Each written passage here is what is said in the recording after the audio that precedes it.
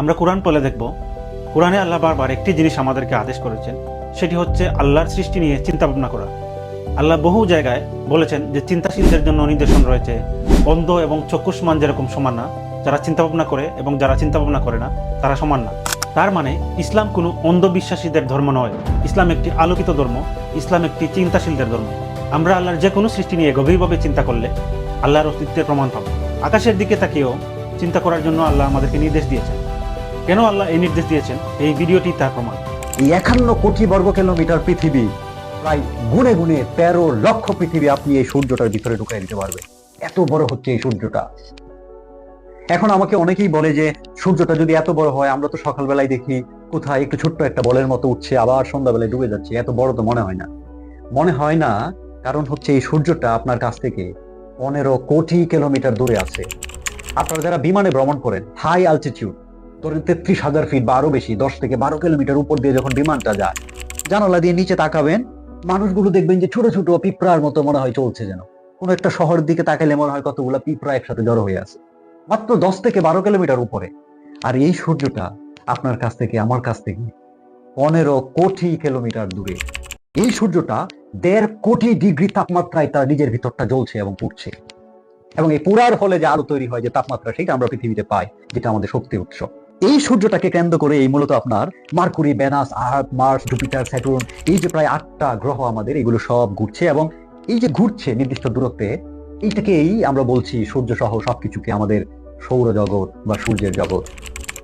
এই সূর্যটা আবার অবস্থান করছে মিল্কি ওয়ে গ্যালাক্সিতে।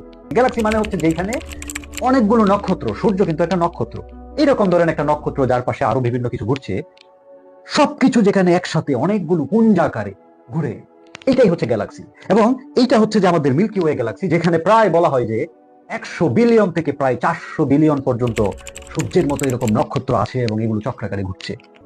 1 বিলিয়ন মানে হচ্ছে 100 কোটি, তার মানে 100 বিলিয়ন মানে 10,000 কোটি, এবং 400 বিলিয়ন মানে 40,000 কোটি। অর্থাৎ এই মিল্কি ওয়ে গ্যালাক্সিটার ভিতরে সূর্যের মতো, যে সূর্যটা পৃথিবীর তুলনায় প্রায় 13 লক্ষ গুণ বড়, এইরকম প্রায় 10,000 থেকে 40,000 কোটি নক্ষত্র থাকতে পারে আমাদের এই মিল্কি ওয়ে গ্যালাক্সিটার ভিতরে।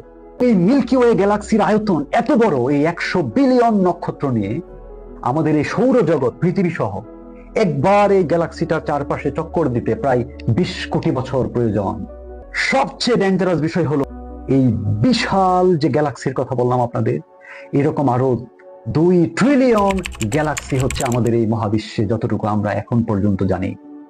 1 ট্রিলিয়ন মানে হচ্ছে 1 লক্ষ কোটি, তার মানে এইরকম 2 লক্ষ কোটি গ্যালাক্সি আছে এই মহাবিশ্বে, যেটা আমরা জানি, যার এক একটা গ্যালাক্সির ভিতরে আরো 100 বিলিয়ন সূর্যের মতো ছোট বড় নানা সাইজের নক্ষত্র আছে, এবং ওই নক্ষত্রগুলোর ভিতরে আবার পৃথিবী এবং অন্যান্য গ্রহ উপগ্রহের মতো অসংখ্য জিনিস আছে। এই ভিডিওটির মাধ্যমে শুধুমাত্র প্রথম আসমানের নিচেই আল্লাহর সৃষ্টির এই বিশালতা, এই বিশাল সৌরজগৎ, নবমণ্ডল, ভূমণ্ডল, মিল্কি ওয়ে গ্যালাক্সি সম্পর্কে আমরা সামান্যতম ধারণা পাই। এবং আমাদের হিসাব মতেই এইসব বিশাল বিশাল গ্রহ নক্ষত্রের তুলনায় এই পৃথিবী একটি ধূলিকণার সমান মাত্র। অথচ আমরা যতটুকু জানি তাই শেষ না, আরো কত বিশাল সৃষ্টি পড়ে আছে আমরা কেউ বলতেও পারবো না। এবং এরপরে দ্বিতীয়, তৃতীয়, চতুর্থ, এরকম সপ্তম আসমান তো আছেই। এবং আমরা জানি রাসূল সাল্লাল্লাহু আলাইহি সাল্লাম বলেছেন, দ্বিতীয় আসমানের তুলনায় প্রথম আসমান হচ্ছে বিশাল মরুভূমিতে একটি বালুকণার মতো। এভাবে প্রতিটি আসমান আল্লাহ সৃষ্টি করেছেন। এখন এই যে বিশালতা, এই যে লক্ষ লক্ষ বিলিয়ন ট্রিলিয়ন গ্রহ নক্ষত্র, এই পুরো প্রসেস, এই সবগুলোর ফাংশনালিটি, এই সকল কিছু লক্ষ লক্ষ বছর থেকে নির্ভুলভাবে ফাংশন করা, এই সকল কিছু কি প্রমাণ করে? এটি প্রমাণ করে এই মহাযজ্ঞ, এই সকল কিছু পরিচালনার জন্য অবশ্যই একজন সৃষ্টিকর্তা রয়েছেন, যিনি সকল কিছুর উপর কর্তৃত্ববান, যিনি সকল কিছুর উপর সর্বশক্তিমান, যিনি তার প্রতিটি সৃষ্টিকে একটি সুনির্দিষ্ট গাইডলাইন, সুনির্দিষ্ট সিস্টেম দিয়ে দিয়েছেন, যেটি ফলো করার মাধ্যমে সুশৃঙ্খলভাবে এই সকল কিছু পরিচালিত হয়। এজন্য কখনোই এত বিলিয়ন ট্রিলিয়ন গ্রহ উপগ্রহ নক্ষত্র থাকার পরেও একটার সাথে আরেকটা ধাক্কা লাগছে না, কোনো বিশৃঙ্খলা তৈরি হচ্ছে না। আল্লাহ যে তার প্রতিটি সৃষ্টির জন্য সুনির্দিষ্ট গাইডলাইন এবং সিস্টেম দিয়ে দিয়েছেন, এটি বলাই বাহুল্য। এখানে কোনো সুস্থ স্বাভাবিক মস্তিষ্কের মানুষ দ্বিমত করতে পারবে না। আমাদের মানুষদের কথাই যদি চিন্তা করি, আল্লাহ আমাদেরকে সার্ভাইভ এবং ফাংশন করার জন্য হাত, পা, আমাদের চুল, নাক, খিদা, ব্রেন, এই সব কিছু দিয়ে দিয়েছেন, যেগুলোকে ব্যবহার করে আমরা আমাদের প্রতিদিনের সংগ্রাম চালিয়ে গিয়ে সার্ভাইভ করি এবং প্রতিকূল পরিবেশে বেঁচে থাকি। একইভাবে আমাদের সেই মানবিক, জৈবিক, প্রবৃত্তিগত সকল চাহিদা মেটানোর জন্য আল্লাহ কিছু গাইডলাইন দিয়ে দিয়েছেন। আমরা কি খাবার খাবো, হালাল খাবো নাকি হারাম খাবো, আমাদের জৈবিক চাহিদা কিভাবে পূরণ করব। এটি কি অবাধ যৌনাচারের মাধ্যমে পূরণ করব নাকি হালালভাবে আল্লাহর দেখানো পদ্ধতিতে পূরণ করব। আমরা আমাদের স্পিরিচুয়াল চাহিদা কিভাবে পূরণ করব। এটি কি মূর্তি পূজা অগ্নি পূজার মাধ্যমে পূরণ করব নাকি আল্লাহর দেওয়া দেখানো সুশৃঙ্খল পদ্ধতিতে নির্দিষ্ট পদ্ধতিতে সেটি পূরণ করব। এরকম সকল বিষয় একদম হাত কাটা নখ কাটা থেকে শুরু করে আল্লাহ সকল বিষয়ে আমাদেরকে গাইডলাইন দিয়ে দিয়েছে। এই বাস্তবতায় যখন আল্লাহ তার সমস্ত সৃষ্টিকে চলার জন্য দিক নির্দেশনা বা গাইডলাইন দিয়ে দিয়েছেন, সেখানে আমাদের মতোই কিছু মুসলিম মনে করে যে আমাদের জীবন পরিচালনার জন্য, আমাদের রাষ্ট্র পরিচালনার জন্য আল্লাহ কোনো গাইডলাইন দেননি। তারা ইসলামের সকল কিছু বিশ্বাস করে, তারা আল্লাহকে বিশ্বাস করে, রাসূল সাল্লাল্লাহু আলাইহি সাল্লামকে বিশ্বাস করে, তারা নামাজ আল্লাহর দেখানো পদ্ধতিতেই পালন করে, তারা রোজা আল্লাহর দেখানো পদ্ধতিতেই পালন করে, তারা বাকি সব ব্যক্তিগত অ্যাফেয়ার্স যেমন বিবাহ করা, আত্মীয়তার সাথে ব্যক্তিগত সম্পর্ক রক্ষা করা, সম্পত্তি বন্টন, এই সকল কিছুতে তারা ইসলামের দেখানো পদ্ধতিতে কোনো সমস্যা মনে করে না। পৃথিবীর কোনো মুসলিম নামাজকে অস্বীকার করবে না, রোজাকে অস্বীকার করবে না, হজকে, জাকাতকে, ব্যক্তিগত ঈমান আমলকে, কোনো কিছুকেই অস্বীকার করবে না। শুধুমাত্র সবচেয়ে বেশিরভাগ মানুষ যেখানে অস্বীকার করে সেটি হচ্ছে আল্লাহর দেয়া জীবন ব্যবস্থা, আল্লাহর দেয়া শাসন ব্যবস্থা। তারা কেউ মনে করে আল্লাহর দেয়া কোনো শাসন ব্যবস্থাই নাই, কেউ মনে করে আল্লাহর দেয়া শাসন ব্যবস্থা এই সময়ের জন্য প্রযোজ্য না, আবার কেউ মনে করে আল্লাহর দেয়া শাসন ব্যবস্থা ছাড়া আমরা নিজেরাও নিজেদের মতো করে চলতে পারবো। আমরা যারা এরকম মনে করছি সেই সমস্ত মুসলিম ভাইদের প্রতি আমি একটি জিনিস মনে করিয়ে দিতে চাই।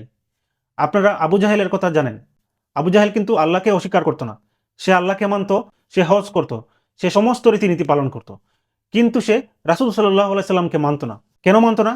কারণ হচ্ছে রাসূল সাল্লাল্লাহু আলাইহি সাল্লাম জীবন পরিচালনার জন্য এই শাসন ব্যবস্থা বা জীবন ব্যবস্থা হিসেবে নতুন একটি সিস্টেম নিয়ে এসেছিলেন, এবং সে সেই শাসন ব্যবস্থাকে অস্বীকার করার কারণেই রাসূল সাল্লাল্লাহু আলাইহি সাল্লামের আনিত যে জীবন ব্যবস্থা সেই দিনকে অস্বীকার করার কারণেই সে জাহেল হিসেবে মৃত্যুবরণ করে। তাই একজন মুসলিম হিসেবে নিজেকে একবার প্রশ্ন করুন, আল্লাহ তার সমস্ত সৃষ্টিকে সৃষ্টি করেছেন এবং সেগুলো পরিচালনার জন্য সুনির্দিষ্ট গাইডলাইন দিয়ে দিয়েছেন, এবং সেগুলো অনুসরণের মাধ্যমেই সমস্ত সৃষ্টি সঠিকভাবে ফাংশন করছে। কিন্তু একমাত্র আমরাই মানুষ হিসেবে আল্লাহর কিছু গাইডলাইনকে মানছি, কিছু গাইডলাইনকে পরিত্যাগ করছি, কিছু গাইডলাইনকে মনে করছি মানানসই, কিছু গাইডলাইনকে মনে করছি মানানসই না। এটি আমাদের কত বড় মূর্খতা এবং জাহিলিয়তা তা সিনসিয়ারলি আমাদেরকে প্রশ্ন করা উচিত।